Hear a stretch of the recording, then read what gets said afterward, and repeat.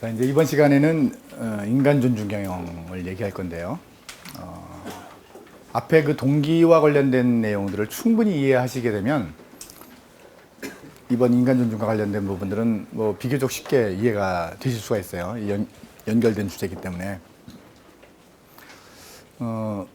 아까 앞에서 제가 이제 어떤 말씀을 드렸냐면 인간을 기계론적인 관점에서 봤다고 해서 온갖 비난을 지금 이렇게 100년 넘은 이 시점에 받고 있는 사람들, 아까 뭐 테일러라든가 그 포드라든가 이런 사람들도 그 당시의 관점으로 보면은 그 근로자들에게 되게 잘해주기 위해서 노력했다 이렇게 말씀을 드렸잖아요. 제가 이제 여러 회사들을 경험을 했는데 지금 있는 회사를 포함해서 인간 존중 경영을 하지 않는다고 얘기하는 분을 한 분도 본 적이 없어요. 다 나름대로 인간 존중 경영을 한다고 하고 심지어는 그렇게 사훈이라든가 뭐 이런 걸로 이렇게 핵심 가치나 이걸로 이제 다 내걸고 있는 회사들도 여러 대 있었습니다. 실제로 그 회사의 인간 존중 경영을 얘기를 하면서 제가 알고 있는 인간 존중 경영하고 다른 거예요. 왜냐하면 인간 존중 경영을 하게 되면 어떤 현상이 나타나야 돼요. 예를 들면 성과의 탁월함, 그리고 구성원들이 굉장히 즐겁게 일하고 이런 것들, 그 다음에 협력이 막 촉진되고 그리고 소통 같은 것들도 원활하게 되는 이런 현상들이 원래 있어야 되는 겁니다. 인간 존중 경영의 특징이에요, 여기에. 만약에 그게 지금 되고 있지 않다 그러면 사실 인간 존중 경영을 주장을 하고 있지만 실제로는 뭔가 문제가 있다고 봐야 되거든요. 그런데 그 회사에서는 그런 현상들이 일어나지 않는데 인간 존중 경영을 하고 있다고 주장을 한단 말이에요. 심지어는 구성원들조차도 인간 존중 경영을 한다고 믿고 있다. 그런 얘기죠. 우리 회사가 인간 존중 경영을 하고 있어요 라고 믿고 있는 거예요. 그래서 정말 놀랐어요. 그래서 이게 도대체 뭘까 하고 들어가 봤더니 그 중에 한 가지 버전은 이거예요. 고용 보장. 그 회사는 사람을 내보내지 않아요. 인간 존중하고 있다고 믿는 거예요. 구성원들마저도 심지어는. 어떤 그 경영자 오너는 이렇게도 얘기해요. 이익만 많이 내봐. 내가 더 잘해줄 수 있어. 그죠? 더 잘해줘야 이익이 나는 거예요. 이익이 나야 더 잘해주는 거예요. 어느 쪽이 맞는 거예요? 그죠? 이게 선후 인과관계가 좀 헷갈리죠? 내가 기숙사도 바꿔주고 식당밥도 더 업그레이드 시키고 오만 거 다 잘해주는데 왜 성과는 안 나는 거야? 이 얘기 하겠어요? 제가 다 들은 얘기 지금 여기다 적어놓는 겁니다. 그죠? 이거는 뭐가 문제예요? 아까 제가 앞에서 말씀드린 것처럼 결핍 동기를 충족시켜줬는데 그걸 계속 업그레이드 시켜요. 이제 더 이상 필요도 없어요. 근데 그걸 계속 잘해주면서 왜 성과는 안 오르지? 이렇게 얘기하고 있다는 거잖아요. 결핍 동기를 충족시키면서 성장 동기에서 기대가 되는 걸 얘기하고 있다. 이런 얘기죠, 이게. 너무나 유명한 얘기잖아요. 인간관계와 황금률. 우리가 인간 존중이라고 하면은 여기부터 출발하는 거예요. 인간 존중은 바로 인간의 존엄성. 그죠? 인간은 인간 자체로 존엄한 거잖아요. 또 하나는 사람이 스스로 자아 존중감. 자기 스스로를 훌륭한 존재라고 여길 수 있도록 자아 존중감을 높이는 것. 이것이 인간 존중이에요.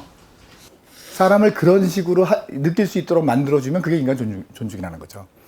그래서 경전, 뭐 성경을 포함한 여러 경전에서도 항상 나오는 얘기, 우리 동서고금을 통한 인간관계의 황금률이라고 하는 게 바로 이거 아니겠어요?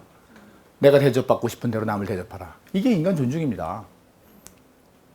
그런데 만약에 기업이 여기서 그쳤다. 이 위에 세 가지는 요거 관계가 없잖아요, 지금. 그죠? 그러니까 사실 위에 있는 세 가지 버전은 굉장히 좀 다른 버전, 좀 다른 버전의 인간 존중이라고 생각하고 인간 존중의 올바른 버전은 여기가 맞는데 우리가 기업에서 인간 존중을 이거라고 여기서만 그치면 이거 당연한 거지만 여기서만 그친다면 기업은 자선단체가 돼요. 기업은 인간 존중을 그 사람의 존엄성만 갖고 인간 존중을 얘기하지 않는다는 거죠. 그렇게 해야 되는 이유가 있는 거예요. 왜 그럴까요? 기업은 뭐 때문에 인간 존중을 하게 되는 걸까요? 인간이 존엄하기 때문에, 인간은 존중받을 자격이 있기 때문에, 그건 당연한 거예요. 그렇지만 하나가 더 있어요. 그래야 탁월해지거든요. 이 믿음이 없으면 인간 존중이 안 되는 겁니다. 자, 두 번째 거는 문제가 뭐예요? 탁월함이 먼저고, 그러면 내가 잘해줄 수 있다. 이게 인간관계가 바뀌잖아요. 인간 존중 경영의 신념은 뭐냐? 인간 존중 경영을 통해서 기업은 탁월해질 수 있다는 걸 믿는 겁니다. 그래서 인간 존중을 해야 되는 이유는 그냥 우리가 마음이 좋아서 사람들에게 잘해주는 게 아니에요. 그게 인간의 능력을 최대한으로 발휘할 수 있게 만드는 방법이기 때문에 그래요. 아까 동기 3.0에 기반해서. 왜 그래야 되느냐라는 거죠. 시대가 바뀌었단 말이에요, 시대가. 사실 이 매슬로우도 60년대 초에 아까 말씀드렸던 그 산업 현장에 들어가서 2년 동안 산업 현장에 들어가서 산업 심리학을 거의 창시하다시피 했어요. 그리고 책을 한 권 씁니다. 뒤에 소개 드릴 거예요. 근데 그 책이 출간돼서 거의 안 팔렸어요. 폐간되다시피 했어요. 37년 만에 1983년쯤 돼서 다시 재출간해서 이제 대박이 납니다. 그럼 도대체 37년 동안 무슨 일이 있었냐는 거죠. 37년 동안 전혀 임팩트가 없이 2단식으로 심지어 피터 드러커도 사람과 관련된 얘기를 한 거는 다 2단식으로 뒤에서 말씀드리겠지만 그 37년은요 사람 고민 안 하고 열심히 빈 땅 가가지고 빨리 뛰어가서 기대 꽂고 하면서 내 땅 만들면서 얼마든지 기업이 성장할 수 있었던 시기였거든요. 그런 거 복잡한 거 고민할 필요 없어요. 아까 말씀드린 것처럼 경영에서 제일 힘들고 복잡한 게 사람이잖아요. 그러면 그거 잠시 이렇게 제껴놓고도 얼마든지 내가 이익도 낼 수 있고 성장도 할 수 있다 그러면 굳이 그 복잡한 거 뭐 고민을 하겠어요. 그렇죠? 그게 이쪽 왼쪽이에요. 산업 초기 성장기 이럴 때는 다 여기 왼쪽에 여기 적혀 있는 대로 움직여요. 채찍과 당근이 그대로 먹히고요. 외쪽 동기부여 사람도 얼마든지 움직일 수 있어요. X이론 이거는 거의 시장처럼 신봉이 됩니다. 그래가지고 초점은 뭐냐면 결핍 동기를 끊임없이 충족시켜 주는 거예요. 아직 사람들이 이 결핍 동기가 충족되는 단계에 못 다다랐으니까 계속 임금은 올라가요. 그렇죠? 이제 그 시점을 딱 지납니다. 그리고 더 이상 성장이 안 돼요. 이제 경쟁이 치열해졌습니다. 그리고 이제 육체 노동 중심이 아니에요. 이제 지식 근로자 중심으로 재편됐어요. 사람들이 표준 작업에서 움직이지 않아요. 아까 말씀드린 대로 자기 작업을 자기가 편성해요. 그럴 때 얼마든지 낭비가 일어날 수 있다고 말씀드렸잖아요. 스스로 자기를 통제하는 사람들로 조직화가 되어 있지 않으면 조직이 움직일 수 없단 말이죠. 당연히 이쪽으로 움직이게 되어 있죠. 자, 이제 우리 경영은 선진국은 우리보다 좀 더 빨리 갔지만 우리나라는 바야흐로 지금 이쪽으로 딱 진입을 한 거예요. 근데 이쪽에 익숙한 사람들이 거의 없어요. 심지어 연구도 잘 안 돼 있어요. 여러분들 우리나라의 경영학자나 우리나라의 경영자 중에 이쪽과 관련된 것들을 이론과 실제를 아우르는 체계로 설명할 수 있는 사람, 설명한 사람들의 논문이나 책을 아마 거의 접하시지 못할 거예요. 그 정도로 이쪽은 우리나라에 있어서는 지금 어찌 보면은 이제 미개척지예요. 지금부터 시작입니다. 그래서 저는 이 X이론 관점에서 이 일을 수십 년 동안 오래 해왔던 리더들이 우리나라의 정치, 경제 모든 쪽에 다 리더로 지금 있어요. 이분들을 개과천선시키는 거는 불가능하다고 제가 계속 누차적으로 말씀드리죠. 사람들 개과천선 안 돼요. 제가 희망을 거는 건 뭐냐면 지금부터 배우시는 분들이에요.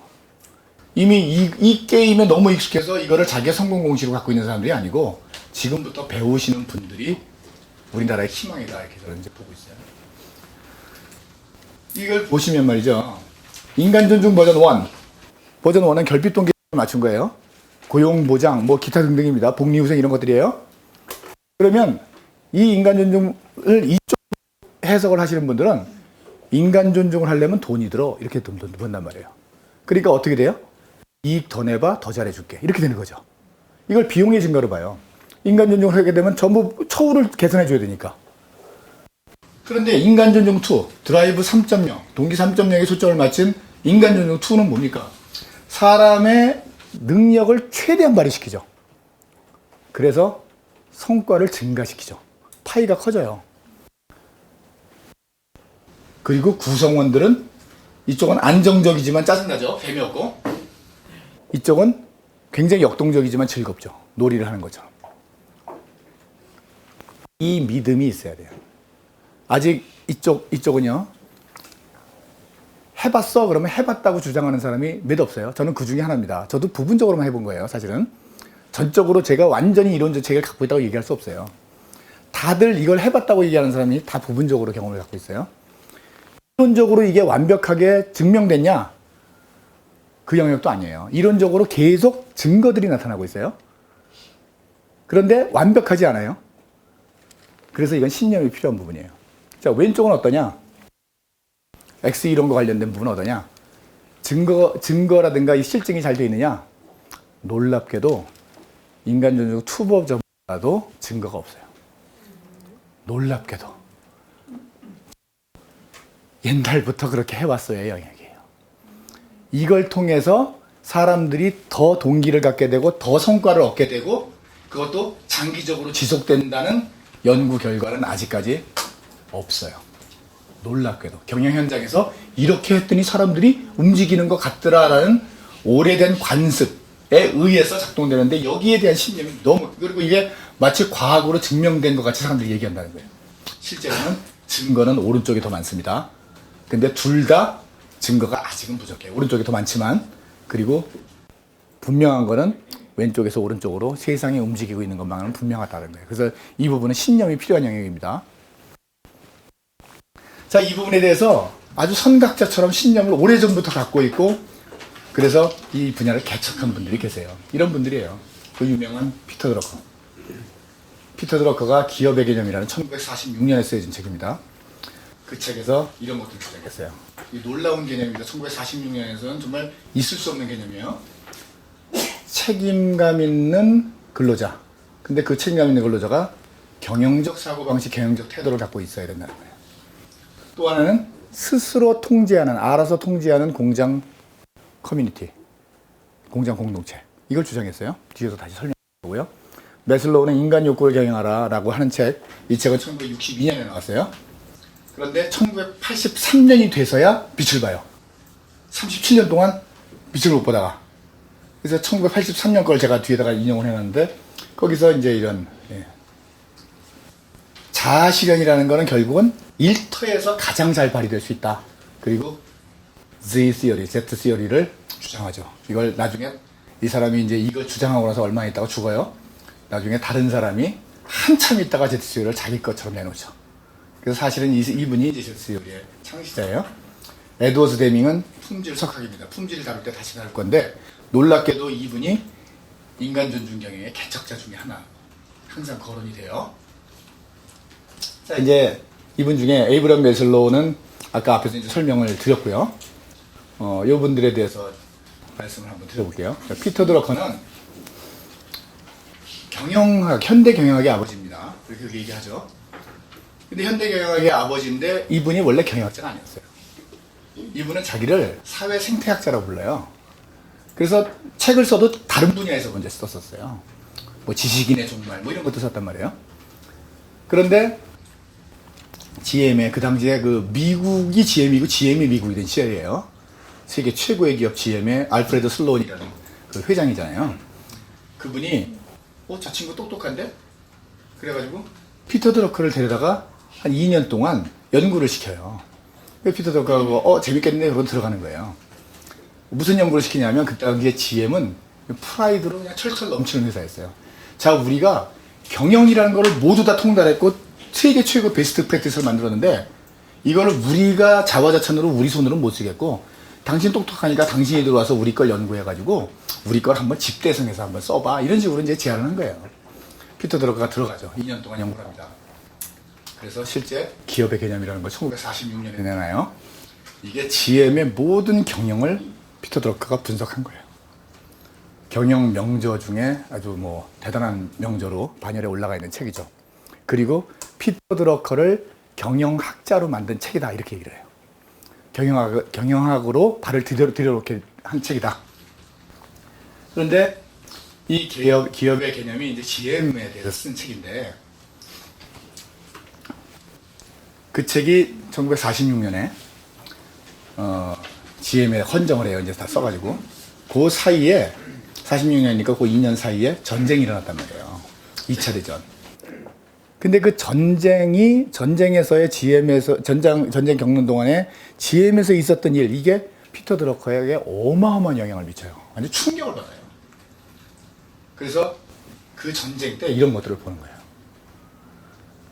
지금 대량 생산이 설비, 뭐 이런 기술, 이런 거에 문제인 줄 알았더니 그게 아니고 사람의 문제구나. 이걸 깨달아요. 사람의 문제구나. 두 번째로는, 근데 그 사람들이 임금에만 관심이 있고 제품이나 이런 거 관심 하나도 없고 내가 뭐 이런 것만 관심 있는 줄 알았는데 그게 아니고 사람들은 자기 일에 대해서 더 많이 알고 있고 더 잘하고 싶어 한다라는 걸 알게 돼요. 그 전까지의 믿음하고 전혀 다른 거죠. 세 번째는 그걸 몰랐기 때문에 우리가 전쟁이 일어나기 전에는 사람이란 그 소중한 자산을 얼마나 많이 낭비해가고 있는지 우리 모르고 있었다. 라는 걸 깨달아요.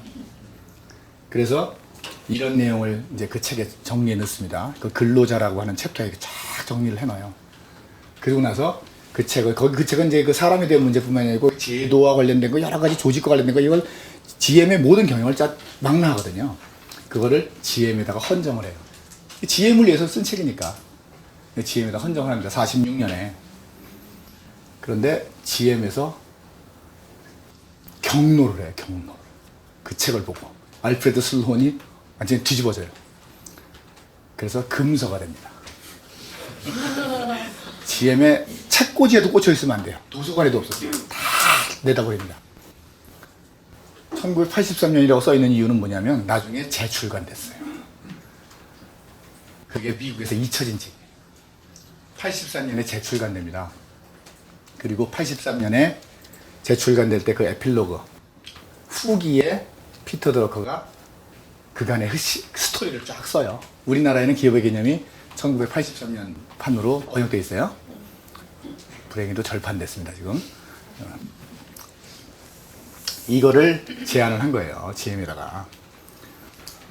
이 교훈을 통해서, 전시 교훈을 통해서 전쟁이 끝난 이후에 그동안에 우리가 믿음을 갖고 있었던 GM의 베스트 프랙티스 대단한 건 맞지만 그 인간이 위반한 정책이 25년, 30년 동안 항상 유효하다고 볼 수 없다. 그렇기 때문에 재고해야 된다. 우리가 배운 게 많다. 그걸 반영해서 재고해야 된다. 뭔가 업그레이드 시켜야 된다. GM 받아들이지 않아요. 뭐 알지도 못하는 젊은 친구 하나 와가지고 우리가 얼마나 대단한 걸 지금 갖고 있는데 안 받아들여요. 두 번째, 이제 이게 사람에 관련된 거죠. 아까 말씀드렸던 겁니다. Responsible worker예요. Managerial aptitude를 가진 Responsible worker. 여기에 초점을 맞춰야 된다. 못 받아들여요. 심지어 노동조합에서 들고 일어나요. 무슨 소리야? 경영자들이 할 일을 왜 우리한테 들고 일어나요? 거기다가 스스로 운영하는 공장 공동체, 야 그걸 어떻게 통제를 해? 거기다가 다 자기네들한테 주도권을 줘? 말이 돼? 엑스페 닦아요. 세 번째는 가장 알프레드 슬론이 대노를 했다고 해요. 나라가 할 일을 왜 우리가 해? 그거는 우리가 권한을 가지고 있지 않은 거를 우리가 할 수 없어. 왜 그걸 하라고 해? 그래서 금서가 돼. 그리고 몇 년이 지나지 않아서 지구상에 있는 어떤 나라, 조그만 나라 하나가 이걸 어떻게 구해가지고 번역을 해서 죽어라고 읽어요. 그리고 그거를 자기네들 기업에 다 장착을 해요. 이게 일본이에요. 일본에 예를 들면 큐시서클 이런 것들 있잖아요. 뭐 품질 분임존이 이런 것들이 다 그런 개념들이에요. 도요타 생산 방식의 그 현장 근로자들이 끊임없이 개선하고 제한하고 하는 것들이 다 여기서 나왔어요. 미국이 버린 거를 일본이 가져다가 그대로 다 갖다 쓴 거죠. 그걸 피터 드러커는 나중에 너무 아파요. 나의 조국이 내 걸 받아들이지 않고 저 아시아에 있는 어떤 나라가 나중에, 그리고 그 나라가 이제 미국을 거의 그냥 초토화시키죠. 그렇죠? 이런 선각자의 역할을 피터 드러커가 한 거죠.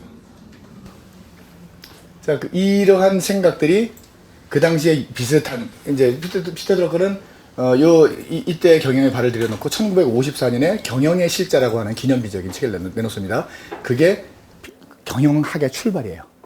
현대 경영학의 출발, 그러면 쭉 거슬러 오면 1954년에 경영의 실자라는 책입니다. 그것도 번역되어 있어요. 그 책이 왜 그러냐면 그 전까지는 경영은 있었으나 경영학이 없었어요. 그거를 누구나 배울 수 있는 학문의 체계로 정리를 해놓은 게 그 책이 처음이거든요. 그 1954년이라는 공교롭게도 아까 메슬로우가 6단계에서 그 동기화 성격 내는 그 해하고 같아요. 그래서 동시대에 서로 이제 서로의 책을 읽어요. 같은 고민을 하는 사람끼리. 그래서 계속 영향을 받습니다. 맥그리거도 마찬가지예요. 그래서 피터 드러커, 그리고 맥그리거, 메슬로우 이런 사람들이 소위 말해서 이 계몽주의 경영이라고 할까? 새로운 개념의 경영, 그걸 1950년대에 이렇게 딱 자리를 했어요. 그걸 몇십 년 동안 세상을 잊어버리고 사는 거죠. 자, 그런데 에드워드 데밍이라고 하는 분이 계시단 말이에요. 품질 석학이에요. 그분이 미국이 아닌 곳에서 꽃을 피워요. 미국이 또 역시 그 사람을 버렸어요. 미국은 자기네들이 개발하고 버린 거 되게 많습니다. 트랜지스터도 버려가지고 일본이 갖다 썼잖아요. 예를 들면 미국에서 빛을 보지 못하던 통계학자인, 품질 석학인 통계학자인 에드워드 데밍이 2차 대전 때 패전국가인 일본에서 초청을 해요.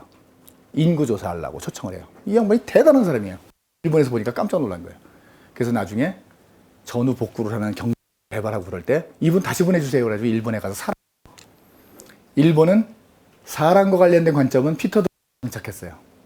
그리고 실제로 현장의 품질을, 생산성을 높이는 거는 에드워드 데밍으로부터 배웠어요.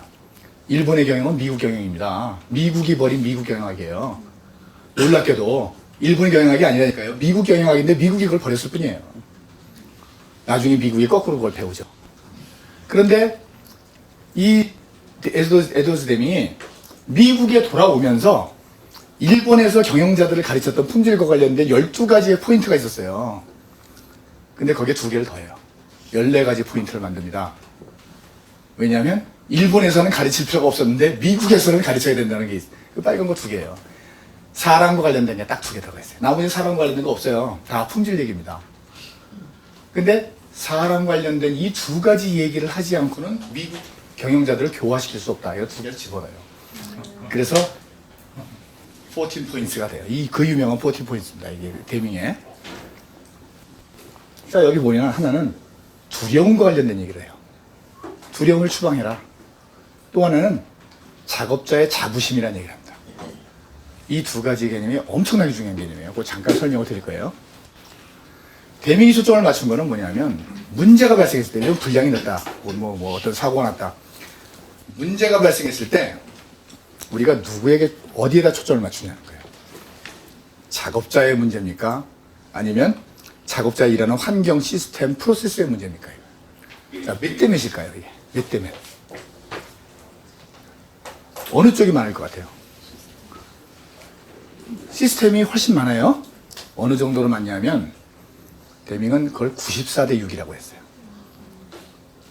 나중에 그걸 조금 타협했습니다. 85대 15로 타협했어요. 그럼에도 불구하고 시스템, 프로세스, 제도, 절차의 문제가 더 많다는 거예요. 자, 보면은 성과를 내기 위해서는 이런 게 다 필요해요. 예? 목표도 있어야 되고, 그림도 있어야 되고, 도구 지식도 있어야 다 있어야 돼요. 그리고 장애물도 제거해줘야 되고, 굉장히 중요한 리더 역할이거든요. 개인은 이런 정도 책임이 있는 거예요. 이런 정도. 자기가 뭔가 좀 공부도 좀 일부 해야 되고요. 그죠? 그리고 헌신 노력을 해야 되는데, 헌신 노력도 전적으로 자기 게 아니에요. 왜냐면 회사가 그거를 유도를 안 해주면 못하는 거잖아요. 이런 정도가 개인의 책임이에요. 사실은. 대부분 다른 문제 때문에 일이 안 돼요. 그런데 그렇다면 이게 시스템, 프로세스, 절차 뭐 이런 것들이 문제란 말이에요. 그거 누가 만들어요? 그거 리더들이 만들잖아요. 리더들이. 사실 리더들이 자기 책임이었던 거예요. 그거를 잘못된 거를 작업자, 근로자들 책임으로 돌리고 그 사람들을 깬단 말이에요. 깨는 이유는 첫 번째 동기 2.0 때문에 깨는 거죠. 그죠? 사람을 잘못된 관점으로 바라보는 거잖아요. 그렇죠? 잘못된 관점이라는 게 저 사람은 게으르고 일하기 싫어하고 책임지기 싫어하고 막 이런 것들이잖아요. 아까 X이론이잖아요. 또 하나는 뭐냐? 사람이면 누구나 피할 수 없는 우리 심리적 메커니즘이 있다는 거죠. 아까 무엇이 성과를 이끄는가라는 책에 쓴 걸 과실편향성이라고 이제 용어를 만들었는데, 원래 심리학의 원래 용어는 근본적 귀인 오류라고 하는 굉장히 어려운 용어입니다. 이게 뭐냐면 사람은 자기의 심리를 보호하는 메커니즘을 갖고 있어요. 우리가 진화 과정에서 우리 심리가 그렇게 만들어졌어요. 내 심리를 보호하기 위해서 자기를 좀 더 나은, 자기한테 유리한 쪽으로 상황을 해석해요. 그렇게 돼 있어요. 자, 여기 내가 있고 타인이 있어요. 똑같은 케이스인데 성공 실패가 있습니다. 이게 4개가 나오잖아요. 자, 내가 성공했어요. 왜 성공한 거죠? 내가 잘나서. 그죠? 내가 잘나서. 내가 실패했어요. 왜 그랬죠? 남이 안 도와줬거나 내가 재수가 없는 거죠. 남이 성공했어요. 왜 그랬죠? 운이 좋거나 뭐 누군가 도와줬겠죠. 근데 걔가 실패했어요. 왜 그렇죠? 원래 그럴 줄 알았어요. 원래 걔는 그런 애였어요. 그죠? 반대로 해석하죠. 반대로. 이렇게 해야 우리 심리가 보호가 돼요. 만약에 이거를 이게 반대 방향으로 돈다 그러면요. 그러면 생존을 못 해요. 심리적으로 건강하지 못하고요. 공격을 당해요. 그래서 우리는 이렇게 보호를 해요. 우리를. 다 마찬가지입니다. 그런데 이게 리더일 때는 아주 골치 아픈 거예요. 조직 문화에 대입되면 골치 아픈 거예요. 왜냐, 사람 탓을 한단 말이에요. 사실 그 사람이 아까 얘기한 것처럼 시스템의 피해자예요. 그리고 그 시스템은 리더들이 만든 거예요. 근데 리더들이 자기 탓이 아니고 사람 탓을 하잖아요. 사람에 대한 잘못된 이해, X이론. 저 사람이 게을러서 그랬을 거야. 그죠? 그리고 또 하나는 이 과실편연성. 이 부분 때문에 사람 탓으로 돌려요. 문제 해결 안 되죠. 사람들은 끊임없이 문제를 은폐하죠.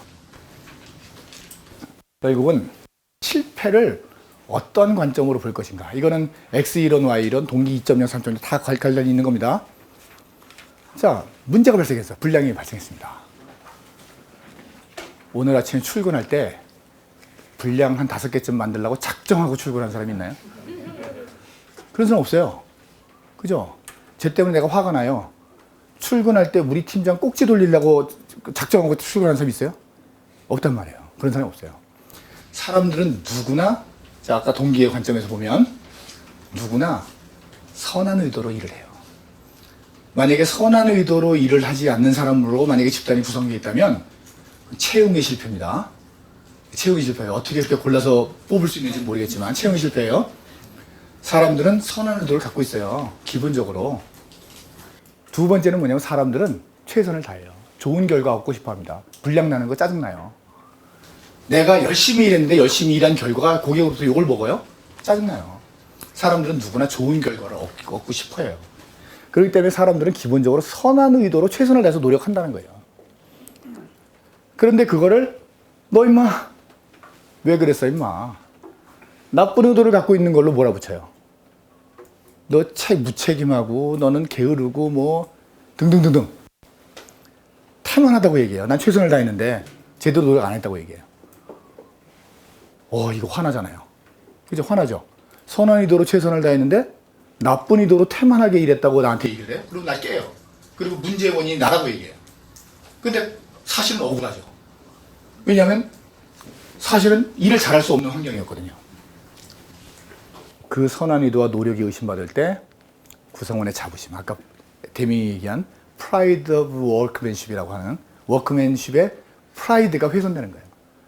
그래서 구성원들의 자부심을 훼손하지 마라 라는 것이 14가지 포인트 중에 하나가 들어가 있는 거예요. 예. 이 인간 존중에 엄청나게 중요한 이 핵심 개념입니다.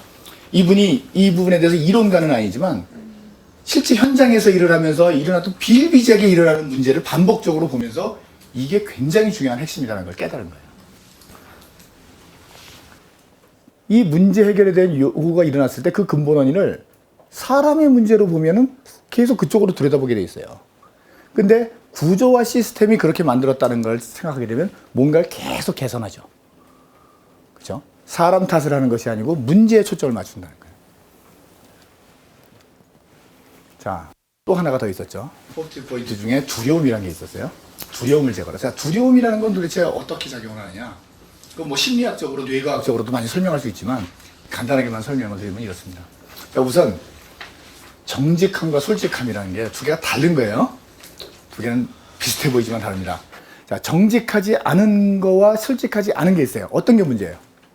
어떤 게 나쁜 거예요? 정직하지 않은 것과 솔직하지 않은 거. 정직하지 않은 게 문제죠. 그건 나쁜 거예요. 그죠?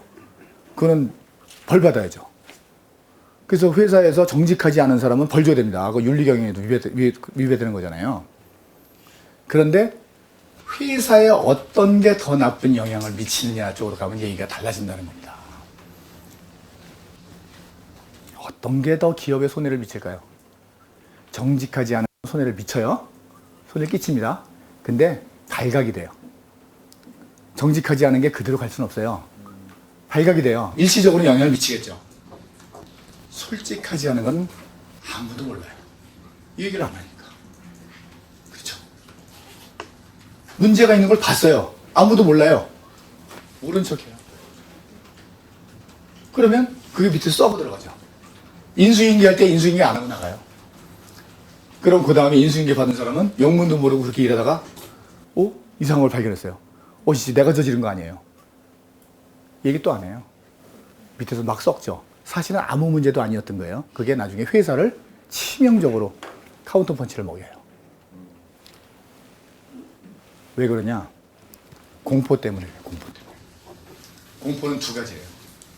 문제를 얘기했을 때 앞에서 얘기한 과실 편향성 때문에 너 임마 개인한테 문제를 확 뒤미는 거죠. 그거 당하기 싫죠. 그러니까 모른 척하죠. 내가 저지른 거 아닌데 뭐. 그죠? 두 번째는 뭐예요?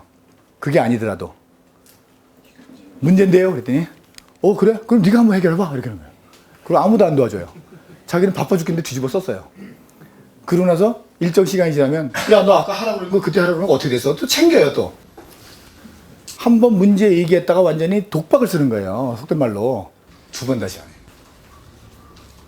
그러니까 공포는 그 두 가지예요. 하나는 그것 때문에 불이익을 받을까봐, 또 하나는 뒤집어 쓸까봐. 이런 공포를 해결을 못하면 솔직하지 않죠. 그 문제가 은폐돼요. 썩어 들어가는 거예요. 그래서 이 두 가지의 문제, 그러니까 이 구성원의 자부심을 끊임없이 훼손시키는 문제와 공포 두려움으로 현장을 지배하려고 하는 것, 이게 미국의 경영의 현장이었다는 것을 데밍은 알았기 때문에 이 두 가지를 해결하지 않고는 자기의 나머지 12가지의 포인트를 집어넣을 방법이 없다 이렇게 해결한 거죠. 그래서 이분이 품질 석학임에도 불구하고 품질 부분뿐만이 아니고 이 인간 존중 경영 쪽에서도 이분이 깨어있는 분이다. 선각자다. 이렇게 이제 인정을 받는 겁니다. 제가 나름대로 정리를 해보니 결국은 인간 존중 경영은 이 세 가지를 전제 조건으로 해야 돼요. 여러분들이 항상 이 세 가지를 모두 다 전제로 하지 않으면 인간 존중 경영의 실천이 어려운 겁니다. 만약에 이 부분이 아니면요, 인간 존중 버전이 아까 인간 존중 1 버전으로 가요. 인간 존중 2 버전이 되려면 이 세 가지가 전제 조건이에요. 첫 번째, 사람은 선하다. 선하지 않은 사람이 섞여 있더라도 선하다고 가정을 해야 돼요. 일단. 그리고 출발을 해야 됩니다. 사람은 기본적으로 선한 의도를 갖고 일한다. 그렇기 때문에 사람들은 선한 의도가 없어서가 아니고 선한 의도가 좌절된 거다. 두 번째는 누구나 다 최선을 다한다. 그렇기 때문에 잘못된 결과가 나온 건 최선을 다하지 않은 것이 아니라는 거예요. 뭔가 교육을 제대로 받지 못했거나 뭔가 그 사람을 도와주는 메커니즘이 없거나 이런 것들이라는 거죠. 세 번째, 그럼에도 불구하고 사람은 누구나 실수한다. 경영자마저도 실수를 하는데 실수 안 하는 사람이 어디 있어요? 그러니까 실수하는 것 자체는 문제가 아닌 거죠.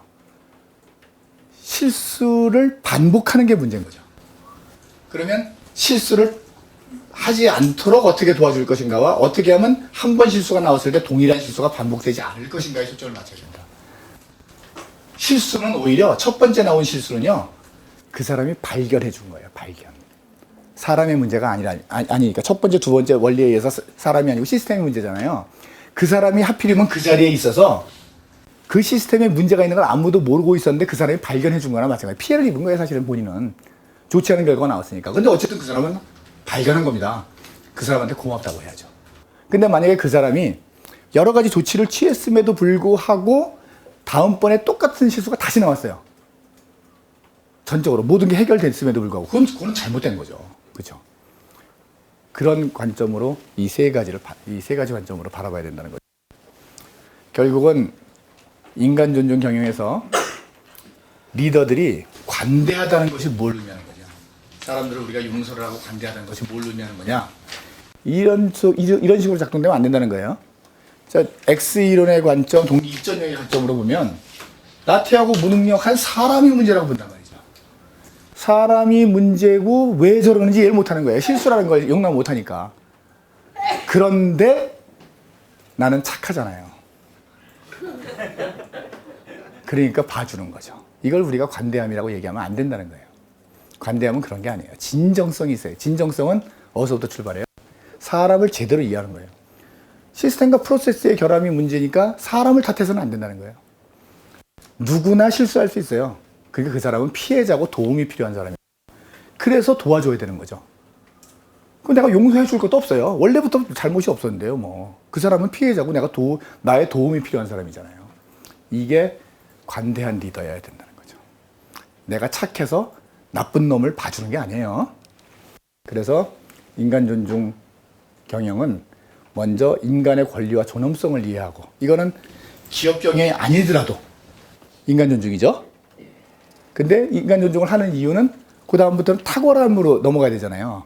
그러기 위해서는 Y이론 관점을 가지고 선한 의도를 가지고 있다는 걸 기본으로 해야 되고, 그리고 과실 편향성을 탈피해서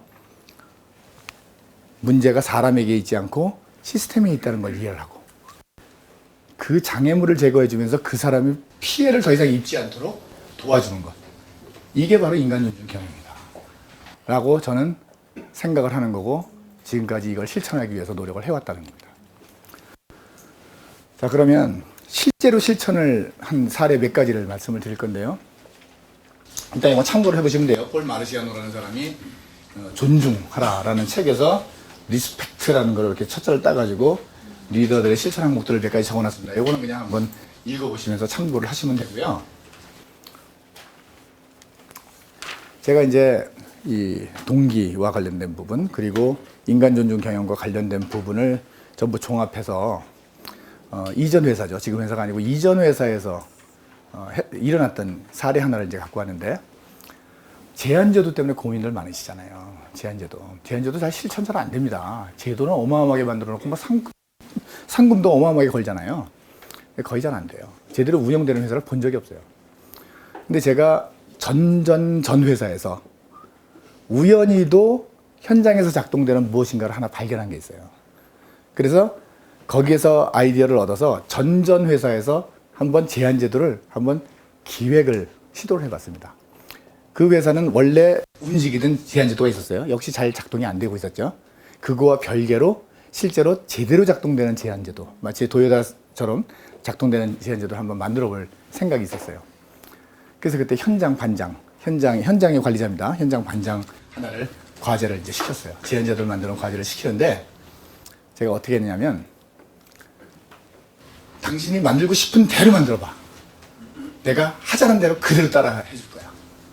이렇게 얘기를 했어요. 저는 자율성을 준 거죠. 그죠? 근데 그렇게만 하면 아무 일도 안 일어납니다. 무책임한 거예요. 그렇기 때문에 방향성을 줘야죠. 방향성을. 그래서 저는 4가지의 원칙을 줬어요. 4가지 원칙. 요렇게. 제가 보니까 제한제도가 작동이 안 되는 첫 번째 이유는요, 제한을 하는 게 너무 불편해요. 누구나 쉽게 제한할 수 있도록 해봐 라는 게 첫 번째 요구사항이었어요. 아주 쉽게 억세스를 할 수 있도록. 뭐 온라인에 들어가서 하고 결제받고 다 필요 없어요. 그렇게 하면 제한 못합니다.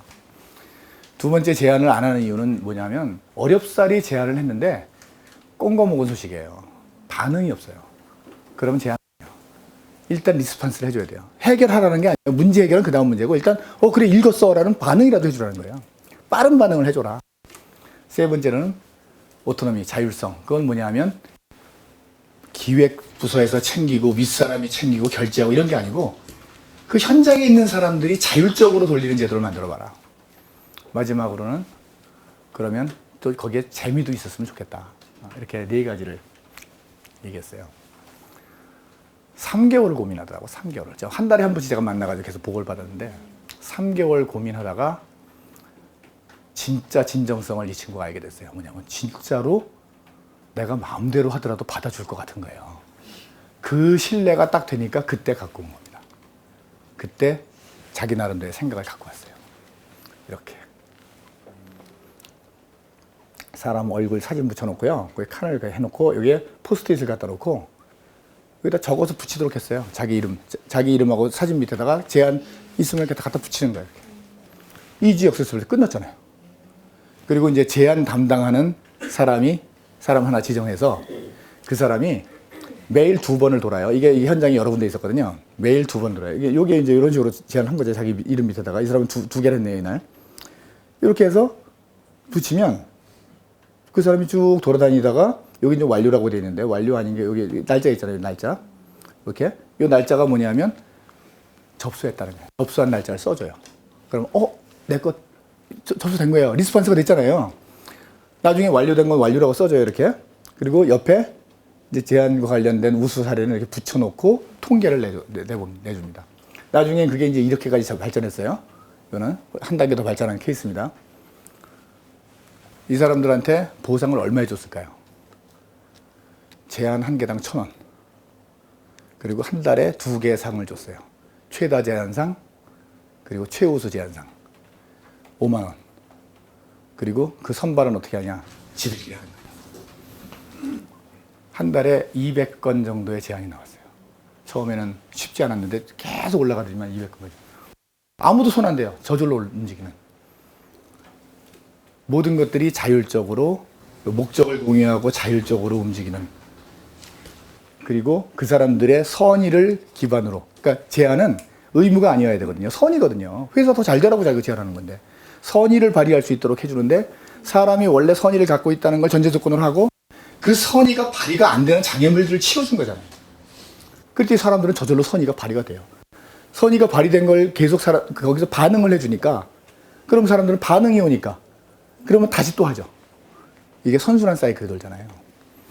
하나의 저의 이제 좋은 경험이었어요. 이거는 지금 회사에서 최근에 겪은 경험입니다. 외국인 인턴을 우리가 2달 동안 썼었어요. 작년 여름에 한 6명, 7명 정도를 썼는데 각각의 부서에 집어넣어서 이제 2달 동안 같이 이렇게 생활을 하는 거예요. 하나는 우리 회사도 이제 글로벌 경영 준비도 해야 되고 뭐 여러 가지 이제 가능성을 보려고 하는데 그 사람들은 이제 영어는 네이티브처럼 하고 여러 나라에서 왔지만 한국어는 조금 해요. 그냥 뭐 간단한 의사소통 정도를 해요. 아주 복잡한 건 잘 못하는 정도 수준.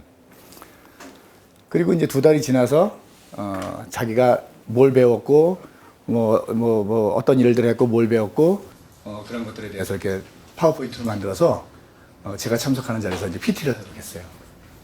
그리고 그 사람들 이제 같이 이렇게 도와줬던 그 일종의 사수죠. 그 사람들 다 참석시켜가지고 작년 여름에 한번 해봤는데 진짜 깜짝 놀랐어요. 너무 잘하는 거예요. 너무. 애들이 2달 동안 한 일도 엄청나게 많고 그 정리도 진짜 잘했고 PT도 너무 잘하는 거예요. 진짜 놀랐습니다. 그래서 제가 이게 어떻게 가능하지? 2달인데 게다가 외국인이고 언어도 잘 소통이 안 되는데 또 하나 생각이 드는 거는 근데 우리가 신입사원 뽑으면 왜 저렇게 안 되지? 이상하잖아요. 우리 신입사원은 2달 동안 아무것도 못해요. 6개월 정도 지나면 어떤 일이 일어나요? 바보 돼 있어요. 선배들 닮았어요. 아까 동기에 충만한 애들이 동기가 다 없어져 있어요. 이게 해석이 안 되는 거예요. 그래서 얘네들이 국비장학생이나 이런 것 때문에 되게 똑똑한 애들이어서 그런가? 아니, 꼭 그렇지도 않은 것 같아요. 그렇게 설명이 안 되는 거예요. 그래서 한참을 고민하다가 제가 가설을 세웠어요. 아마 이랬을 것이다. 그리고 이제 사람들에게 그런 얘기를 한번 했어요. 이런 일이 일어났을 거예요. 실제로 이 사람들이 그랬던 것 같아요. 얘기를 들어보니까 실제로 그랬습니다. 많이 존중받았어요. 그리고 담당 업무가 뭔지에 대해서 정확히 이해를 했어요. 네가 해야 될 일이 뭔데 나는 전체적인 큰 그림과 목적에 대해서 이해가 잘 돼 있어요.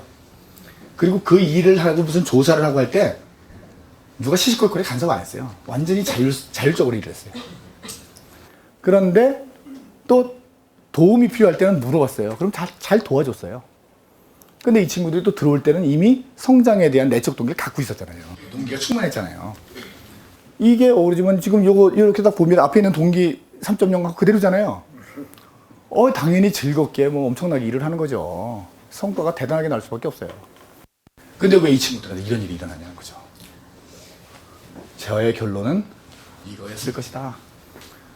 외국인에 대해서는 우리가 아무래도 좀 어려워하죠. 또 하나는 말이 안 통하잖아요. 영어를 하더라도 최소한 이렇게 안 통하잖아요. 그러니까 시시콜콜이 간섭을 못했어요. 그러니까 최소한 일은 시켜야 되니까 큰 그림을 이해를 했어요. 근데 시시콜콜 간섭 안 했어요. 근데 도와달라고 그래도 도와줬다고요. 이게 저의 가설이었어요. 올 겨울에 한 번 더 해봤어요. 올 겨울에. 걔네들보다 학년이 2학년 낮은 애들이에요. 그러니까 조금 처진 애들이죠. 그러니까 똑같은 일이 일어났어요. 똑같아요. 그 가설이 그대로 맞는 거예요. 더 놀라운 일이 있어요. 똑같은 일이 일어났는데 딱 한 애 빼놓고 똑같은 일이 일어났어요. 딱 한 애는 정말 형편없었어요. 일도 제대로 이해를 못한 거고 뭘 했는지도 모르겠고 정리도 이상하게 했고 그리고 그걸 발표를 제대로 못 해가지고 스마트폰에다 전부 적어와서 그걸 읽었어요. 그리고 자기가 미안하다 그러더라고. 자기가 2달 동안 사실 좀 제대로 못한 것 같아서 미안하다 그러면서. 애는 되게 똑똑해 보이는데 그랬어요. 그래서 이상하다. 어쨌든 걔 빼고는 다 맞았어요. 그래서 이제 거기 있는 사람들하고 같이 얘기를 하면서 제 가설을 다시 한번 확인했어요. 내가 지난번에 여름에 이랬었는데 이런 가설을 했는데 이번에도 비슷한 일이 일어났다. 아마도 나의 가설이 거의 맞는 것 같다. 사람들이 끄덕끄덕끄덕 끝났죠. 그리고 이제 그 사람들이 이제 집에 걔네들 가야 되니까 이제 약속을 다 해야 되잖아요. 인사를 그 친구들하고 이제 인사를 딱 하는데 한 친구가 저한테 대표님 말씀이 맞습니다. 이렇게 얘기를 해요. 한국말로. 유창한 한국말로. 대표님 말씀이 맞습니다. 깜짝 놀랐어요. 제가 한 얘기를 거의 다 알아들었어요. 한국말 퍼펙트하게 하는 거예요. 걔는 부모 중에 한 사람이 한국인이었어요. 그 친구가 가장 퍼포먼스가 안 나는 친구예요. 맞습니다 하면서 뭐라고 그러냐면 저는 부서에서 일을 하면서 한국어로 소통을 했고 저를 가르쳤던 사람들이 모든 것들을 전부 시시콜콜이 간섭을 했다는 거예요. 그리고 내가 하고 있는 일이 뭔지를 제대로 본질적으로 가르쳐 주지를 못했다. 한국인 신입사원에서 일어난 일이 걔한테 그대로 일어난 거죠. 놀라운 일이잖아요. 그죠? 우리가 지금 신입사원들을 어떻게 다룹니까? 차라리 영어로 일을 하는 게 날지도 몰라요. 신입사원들 오면 신입사원들 영어로 일을 한번 해보세요. 정말 놀라운 경험이었어요, 이거는.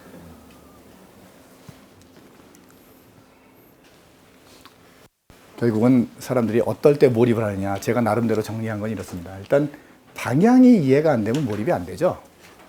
그죠? 일단 뭘 할지에 대해서 큰 그림 목적을 알아야 돼요. 그리고 존중해야 됩니다. 이 X이론, 2.0을 기반으로 하는 이런 형태로는 사람들이 몰입을 하지 못해요. 잠재력을 그 이상 발휘하지 못하고 밑으로 밖에는 발휘를 못합니다. 자, 이제 자율성을 줘야 돼요. 인파워먼트는 자율성과 관계가 있어요. 그 사람에게 주도권을 줘야 돼요. 사람들은 선한 의도로 최선을 다합니다. 그리고 성장의지를 갖고 있는 사람에게 끊임없이 성장할 수 있도록 숙련을 할 수 있도록 도와줘야 돼요. 이게 개인의 몰입을 끌어내고 헌신을 끌어내는 방법이죠. 인사제도도 바뀌어야 됩니다. 저도 이제 지금 회사에서 인사제도를 새로운 개념으로 바꾸기 위해서 노력을 좀 하고 있어요. 인사평가제도 믿지 마세요. 리더십을 대체할 수 있는 게 없어요. 인사평가제도를 자꾸 정교하게 만들면 리더들이 리더 일을 안 하고 HR의 일이라고 다 넘겨요. 사람들을 올바르게 육성하고 그 사람들과 성과를 내는 거는 HR 부서나 제도의 일이 아니에요. 리더의 일입니다. 리더의 일을 HR이 가져가면 안 돼요.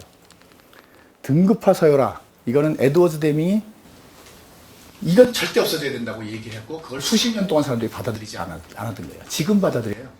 최근에 구글이라든가 마이크로소프트라든가 이런 심지어는 이 서열화 등급화의 아이콘이었던 지이도 이걸 걷어쳤어요. 최근에. 그 지이를 다 따라했던 우리나라의 기업들이 왜 그걸 또 안 따라했는지 저는 이해를 못하겠어요. 이 등급화 서열화 이거는 인간 존중에서 벗어난 거예요. 사람들은 남하고 비교가 되면요 일단 존중감이 없어집니다. 아이를 키울 때 존중감을 빨리 없애면서 키우는 최선의 방법은 다른 애와 비교하는 거예요. 그죠? 부부싸움을 가장 빠르게 시작하는 방법은 특히 아내들 같은 경우에는요 이거 한번 해보세요. 진짜 효과 있습니다. 남편의 운전 실력을 한번 탓해 보세요. 그리고 옆집 아저씨랑 아니면 우리 직장에 있는 누구하고 비교를 해서 그것도 비교를 해야 돼, 반드시. 비교를 해서 당신 운전 실력 형편없어 이러면은 바로 싸움 납니다. 이 남들과의 비교하는 거 이게 인간의 행복을 떨어뜨리는 거예요. 그래서 비교가 아니고요. 이 밑에 있는 것처럼 나의 과거보다 나아지고 있느냐, 나하고 비교를 해야 돼요. 일신 후 일신 하느냐, 이게 평가의 핵심이어야 됩니다. 근데 우리 평가는 지금 어떻게 해요? 사람들끼리 비교시키잖아요. 그러면서 뭐라 그래요? 협력하라고 해요. 세상에 지들끼리 비교해서 경쟁시켜놓고 나서 그것도 협력을 하라는 건 뭐예요? 인간 존중은 협력을 끌어내는 거잖아요. 그 두 개는 같이 가는 거예요. 자발적 헌신을 끌어내는 겁니다. 행복감을 끌어내는 거예요. 그거하고 등급화 사회랑 전혀 맞지 않아요. 여기서 어떻게 벗어날 건가? 그리고 금전적 보상, 아까 앞에서 여러 차례 말씀드렸잖아요. 금전적 보상이라는 건 결핍 요인을 해결할 때까지는 효과가 있으나 그 뒤에는 다른 요인에 의해서 사람들의 몰입과 헌신이 유발된다. 그렇죠? 자, 여기까지로 오늘 강의를 일단 마치겠습니다. 네, 오셔서 감사합니다.